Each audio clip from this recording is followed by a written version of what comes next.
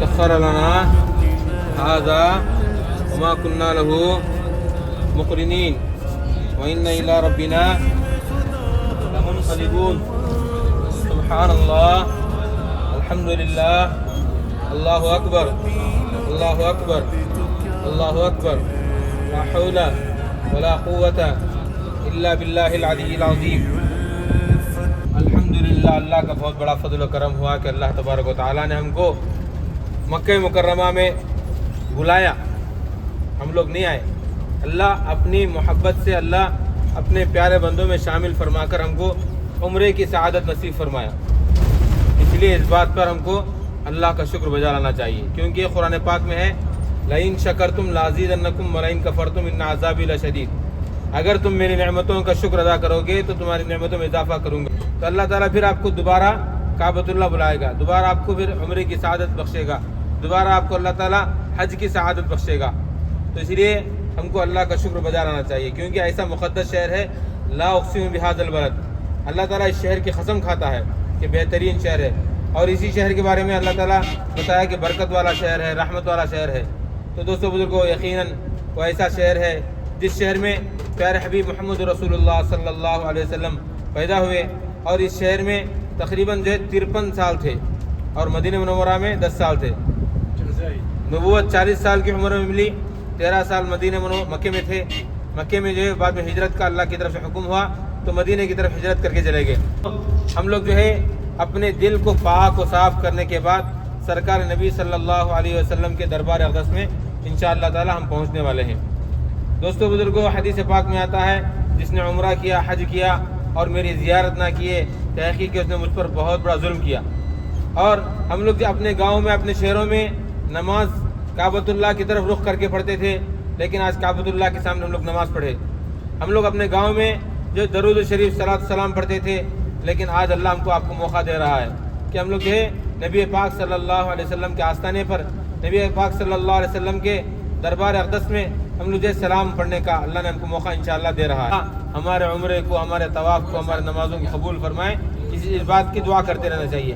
اور خاص طور سے جو ہمارے گاؤں میں، شہر میں جو حضرات دعا کے لیے کہتے ہیں، ان کے لیے بھی ہم لوگ یہ دعا کرتے رہنا چاہیے.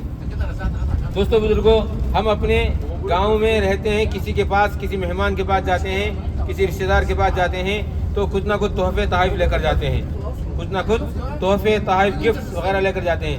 اب ہم لوگ جو ہے سرکار مدینہ حضور پاک صلی اللہ تعالی علیہ وسلم کے دربار اقدس میں جا رہے ہیں، تو ہمارا کیا تحفہ آنا چاہیے؟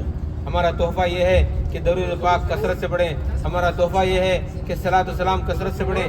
ہمارا تحفہ یہ ہے وہاں پہ نوافل کا اہتمام کریں، ذکر و اذکار کا اہتمام کریں گے. درود شریف کثرت سے پڑھنے کی وجہ سے زبان میٹھی ہو جاتی ہے. اللہ کے نبی صلی اللہ علیہ وسلم کل قیامت کے دن اس کو قریب کر کے سفارش فرمائیں گے. حدیث پاک میں آتا ہے اللہ کے نبی صلی اللہ علیہ وسلم نے فرمایا جس آدمی کے سامنے میرا تذکرہ ہو اور وہ مجھ پر درود نہ پڑھے، تحقیق کہ وہ بہت بڑا بخیل ہے. اسی لیے دوستو بزرگوں، جب بھی اللہ کے نبی صلی اللہ علیہ وسلم کا نام آئے تو ہم کو درود شریف پڑھتے رہنا چاہیے. اللہم صلی علی سیدنا شفیعنا حبیبنا نبینا مولانا محمد وبارک وسلم. اور دوستو بزرگوں، بخیل جو ہے کبھی جنت میں نہیں جاتا. ہم لوگ جو ہے نبی پاک صلی اللہ علیہ وسلم پر درود پڑھنے سے بخارت کریں گے، بخل کریں گے، تو اللہ کے نبی صلی اللہ علیہ وسلم ناراض ہو جائیں گے. اللہ ناراض لیے مکے میں آئے تھے، کسی طرح رہ لیے، چلے گئے. مکے میں آئے تھے، کھانا بھی کھا لیے، طواف بھی کر لیے، کسی طریقے سے رہ لیے، الگ بات ہے. لیکن مدینہ منورہ میں رہنا ہے تو ہوش باس، پورے ہوش حواس کے ساتھ رہنا چاہیے. یہ اللہ کا گھر ہے، اللہ معاف فرما دیتا ہے کچھ نہ کچھ غلطیاں اگر ہو جائیں. لیکن اللہ کے محبوب کے شہر میں اگر کچھ غلطیاں ہو جائیں تو اللہ ناراض ہو جاتا ہے. اسی لیے اللہ کے محبوب کے گھر میں، شہر میں اپنے آپ کو غلطی ہونے سے بچائیں. حدیث پاک میں آتا ہے اللہ کے نبی صلی اللہ علیہ وسلم نے فرمایا کہ اے اللہ، حضرت ابراہیم علیہ السلام مکے میں برکت کی دعا فرمائی، میں مدینے میں دگنی برکت کی دعا کرتا ہوں، اے اللہ یہاں مدینے میں رہنے والوں کے لیے دگنی برکت عطا فرما. تو دوستو بزرگوں، مدینے میں بہت برکتیں ہیں، رحمتیں ہیں. مکے میں بھاگم دوڑی، ادھر گئے، طواف کرے، زیارت کرے. لیکن مدینہ منورہ بالکل سکون کا مقام ہے، مدینہ منورہ بالکل اطمینان کا مقام ہے. وہاں جائیں گے آپ کو کوئی کام نہیں کرنا ہے، وہاں پہ جانا ہے، 5 وقت نماز کی پابندی کرنا ہے اور جو صلاۃ و سلام پڑھنا ہے. سرکار کے بعد ہمارا تحفہ کیا ہے؟ 3000 مرتبہ درود شریف، 3000 مرتبہ سلام. جب اللہ کے حبیب راضی ہو جائیں تو اللہ تعالیٰ بھی ہم سے راضی ہو جاتا ہے۔ اللہ والے جو ہے نبی صلی اللہ علیہ وسلم کے شہر میں تھوکتے بھی نہیں تھے، اتنا ادب کرتے تھے شہر کا۔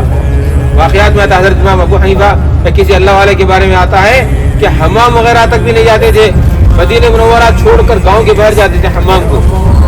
حضرت امام شافعی رحمۃ اللہ علیہ کے بارے میں آتا ہے مکے سے مدینہ منورہ کو جانے کے لیے 8 دن لگے تھے تو 8 قرآن شریف ختم کرے تھے۔ کثرت سے قرآن شریف، کثرت سے درود سلام، اللہ کے محبوب کو راضی کر کے ہم کو اپنے شہروں کو واپس لوٹنا ہے۔ جب تک اللہ تعالیٰ اس قوم کی حالت کو نہیں بدلتے جب تک کہ وہ اپنے آپ کو نہ بدلے، ہمیں بدلنے کی کوشش کرنا، اپنے آپ کو بدلنے کی، اپنے آپ کو چینج کرنے کی فکر کرنا۔ اللہ تعالیٰ آپ کے ساتھ ضرور غیبی مدد فرما دیں۔ ہم ایج بدلنے کی کوشش نہیں کریں تو تمہارے ساتھ کیا بھی نہیں ہوتا۔ تو دوستوں بزرگوں، مدینہ منورہ کا ادب احترام کرنا ہے۔ مدینہ منورہ میں جو ہے باقی مدینہ منورہ میں خوشبو کا استعمال کرنا ہے۔ مکے میں خوشبو نہیں استعمال کر سکتے ہو احرام کی حالت میں، لیکن مدینہ منورہ میں خوشبو استعمال کرنا ہے۔ کھجور خریدنا ہے۔ جس کی واڑی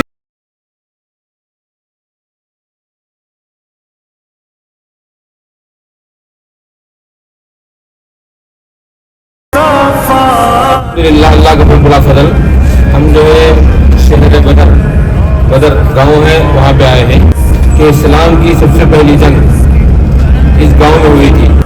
اللہ کے حکم سے اللہ کے نبی صلی اللہ علیہ وسلم اور حضرت ابوبکر رضی اللہ عنہ ہجرت کیے تو کفار مکہ کو بہت غصہ آ گیا اور بڑی فوج لے کر آئے، تقریباً 1000 کفار آئے تھے۔ جب پتہ چلا اللہ کے نبی صلی اللہ علیہ وسلم کو تو اللہ کے نبی صلی اللہ علیہ وسلم اپنے صحابہ کے ساتھ 313 صحابہ کے ساتھ نکل پڑے۔ تو جب معلوم ہوا کہ کفار مکہ آ رہے ہیں اور مدینہ ختم کرنے والے ہیں تو یہ سوچ کر معلوم جب پتہ چلا تو اللہ کے نبی صلی اللہ علیہ وسلم اپنے صحابہ کے ساتھ 313 صحابہ کے ساتھ آئے اور اس مقام پر جو ہے جنگ ہوئی، اسلام کی پہلی جنگ ہوئی۔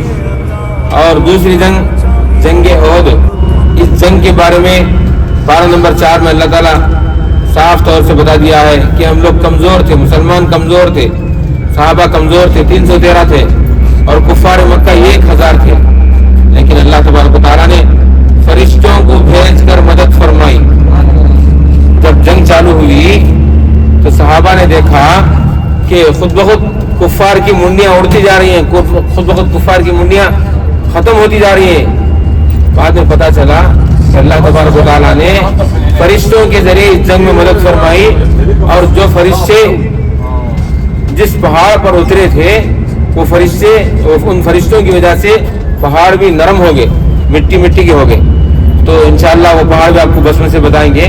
ان پہاڑوں کا نام جبل ملائکہ ہے۔ کیا نام؟ جبل ملائکہ، یعنی ملائکہ بولتے ہیں فرشتے، جبل بولتے ہیں پہاڑ، جبل ملائکہ۔ جنگ میں جو ہے بڑے بڑے کفار مارے گئے اور صبح جب جنگ ہونے والی ہے، رات میں اللہ کے نبی صلی اللہ علیہ وسلم ایک مقام پر مسجد عریش، انشاءاللہ وہاں بھی لے جائیں گے، مسجد عریش میں اللہ کے نبی صلی اللہ علیہ وسلم رات میں خیمے میں بیٹھ کر رو کر دعائیں کیے، بہت ساری دعائیں کی اللہ کے نبی صلی اللہ علیہ وسلم کہ اے اللہ ہم لوگ کمزور ہیں تو ہماری مدد فرما، بہت ساری دعائیں کی۔ صبح جیسے ہوئی تو اللہ تعالیٰ نے فرشتوں کو بھیج کر اس جنگ میں مدد فرمائی اور اللہ نے اس جنگ میں جو ہے مسلمانوں کو فتح۔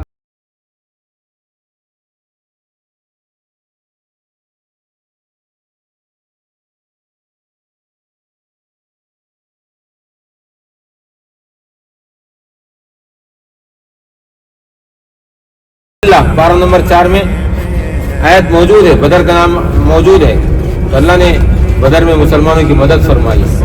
دوستو بزرگوں، جب انسان اللہ کا اور اللہ کے حبیب کا ہو جاتا ہے تو اللہ کی غیبی مددیں اس کے ساتھ شامل حال ہو جاتی ہیں۔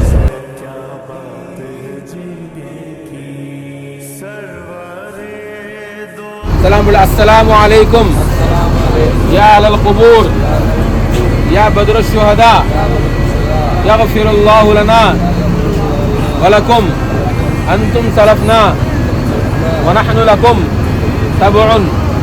بھائی دعائیں کر لو، شہداء بدر ہیں، اسلام کی سب سے پہلی جنگ میں چند صحابہ شہید ہوئے تھے۔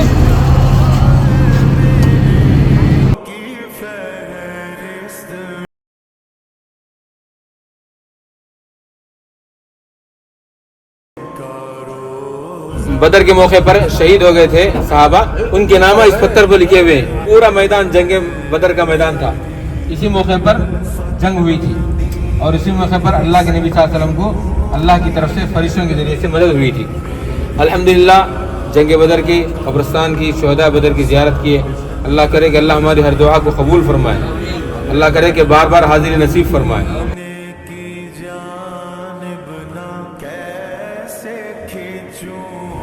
الحمدللہ یہ مسجد عریش ہے، ہمارے ساتھیاں سب پورے مسجد عریش میں نماز پڑھے بدر کے موقع پر۔